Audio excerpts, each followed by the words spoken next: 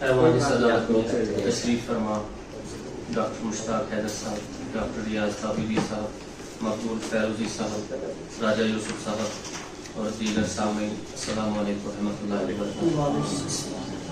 کتاب بے سمت قافلے افسانی مجموعہ، مصنف طارق شبنم، قیمت 450 کے بعد JNK پرنٹرز دہلی، سنہ اشاعت 2024، صفحات 282۔ طارق شبنم کئی برسوں سے افسانے لکھ رہے ہیں اور بطور افسانہ نگار اپنی شناخت قائم کرنے میں نظر آتے ہیں۔ جموں و کشمیر کے چند اہم مؤثر افسانہ نگاروں میں طارق شبنم کا نام بھی شامل ہے۔ طارق شبنم نے اپنا ادبی سفر بڑی ہی سادگی اور سنجیدگی سے آگے بڑھایا۔ ان کی سب سے بڑی ادبی خوبی قصہ گوئی اور کہانی کی گنج کا ہنر ہے۔ وہ اپنے افسانوں کی گنج میں حد درجہ احتیاط سے کام لیتے ہیں اور زیادہ عجلت کا شکار نہیں ہوتے۔ طارق شبنم کا پہلا افسانی مجموعہ گم شدہ دولت سال 2020 میں منظر عام پر آیا تھا اور قارئین سے داد تحسین حاصل کی۔ اب دوسرا مجموعہ بے سمت قافلے شائع ہو کر آیا ہے۔ طارق شبنم کے افسانے ان کے تخیل کی وسعت، مطالعے کی کثرت اور مشاہدے کی گہرائی کا واضح ثبوت ہے۔ ان کا ہر ایک افسانے میں تہداری اور معنویت اتنی گہری ہے جس سے اس کا فنی برتاؤ و معیاری اور بلند نظر آتا ہے۔ ان کی کہانیاں سماجی شعور کا بہترین حوالہ ہے۔ مصنف کی نظر معاشرے کے ہر پل بدلتے مزاج پر رہتی ہے، جس کا براہ راست اثر ان کی کہانیوں پر بھی نظر آتا ہے۔ اس ضمن میں بین الاقوامی شہرت یافتہ اور اردو افسانہ اور تنقید کے استاد ڈاکٹر ریاض طاہری کشمیری اپنے مضمون گم شدہ دولت تنقیدی جائزہ میں لکھتے ہیں، افسانہ نگار نہ صرف کہانی بننے کے فن سے واقف بلکہ وہ اپنے مشاہدے اور کہیں کہیں تخیل کی بنیاد پر افسانہ تخلیق کرنے کے ہنر سے بھی آشنا ہیں۔ زیر تبصرہ افسانوی مجموعہ بے سمت قافلے کی ابتدا میں 3 مضامین شامل ہیں، جن میں مصنف کا لکھا ہوا مضمون اپنی بات کے عنوان سے، اس کے علاوہ ڈاکٹر فریدہ تبسم کا مضمون بے سمت قافلے تنقیدی جائزہ اور غلام نبی کمار صاحب کا مضمون طارق شبنم کی افسانوی تخلیقات ہے۔ ان مضامین میں طارق شبنم کے تخلیقی سفر، خاص کر افسانوی ادب کو بڑے خوبصورت انداز میں بیان کرنے کی بہترین کوشش کی گئی ہے۔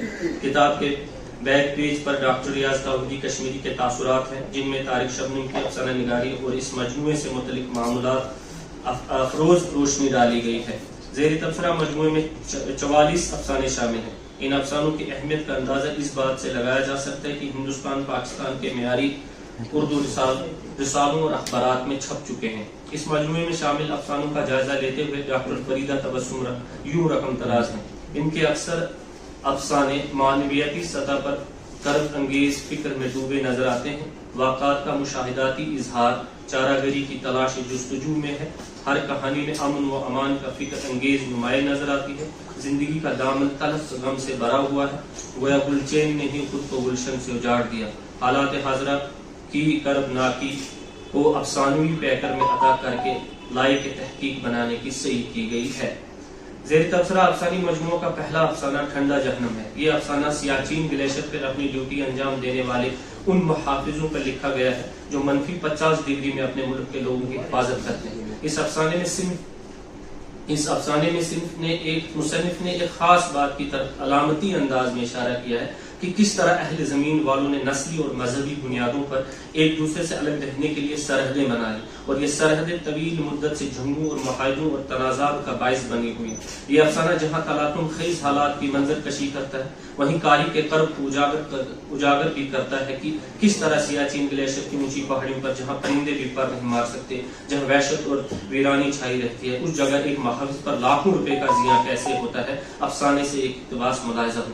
ترقی اور آپسی مفاہمت کے اس دور میں آخر اس خطرناک بے رحم جگہ جہاں ہر پر وحشت اور ویرانی باغوں میں باہیں ڈالے اونگ رہی ہوں، انسان کے سر پر موت کے بھیانک سائے رقاص ہوں، کروڑوں روپے کا زیاں کے ساتھ سینکڑوں محافظوں کو کس لیے رکھا گیا ہے، جبکہ دیش واسیوں کو اچھی طبی تعلیم اور دیگر ضروریاتی سہولیات ابھی بھی میسر نہیں ہیں اور لاکھوں لوگ روٹی، کپڑے اور سروں کے اوپر چھتوں کے لیے ترس رہے ہیں۔ سرحد پر ان کے مقابل دوسرے دیش جس کی مالی حالت اس ملک سے بھی دیگر گوں ہے اور عوام غربت، بھوک اور افلاس کی چکی میں پس رہی ہیں۔ افسانے کا اقتباس قاری کو اندر سے جھنجھوڑ دیتا ہے۔ اتنا ہی نہیں بلکہ سیاست کی ضد اور انا میں نہ جانے کتنے معصوم محافظ ہر سال ان برف پوش پہاڑوں کے اندر دفن ہو جاتے ہیں۔ افسانہ نگار نے وہاں کے منظر کو کس طرح پیش کیا ہے ملاحظہ ہو۔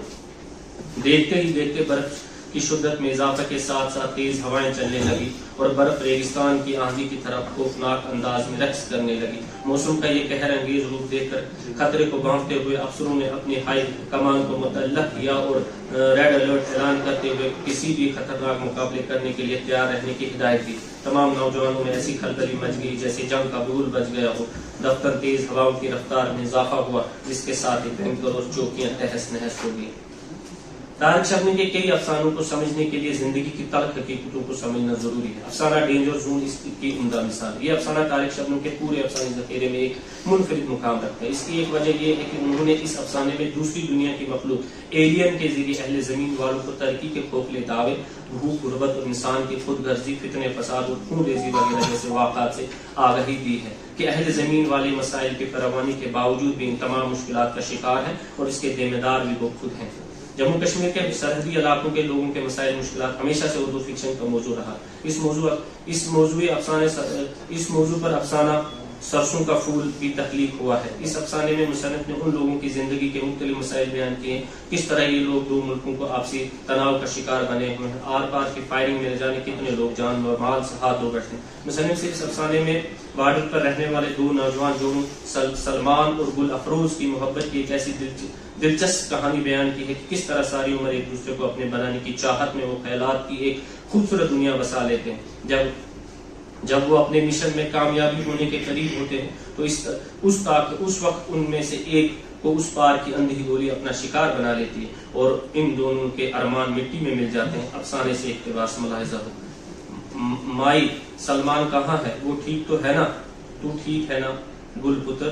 میں نے اپنے چہرے سے آنسو صاف کر کے اس کی بات ٹالتے ہوئے کہا، کیونکہ اس کو یہ نہیں بتانا چاہتی تھی کہ سرسوں کے پھول کو گواہ بنا کر سلمان اس کو بچاتے ہوئے خود گولی باری کی زد میں آ کر بری طرح زخمی ہو کر موت کی حیات کی کشمکش میں مبتلا ہے۔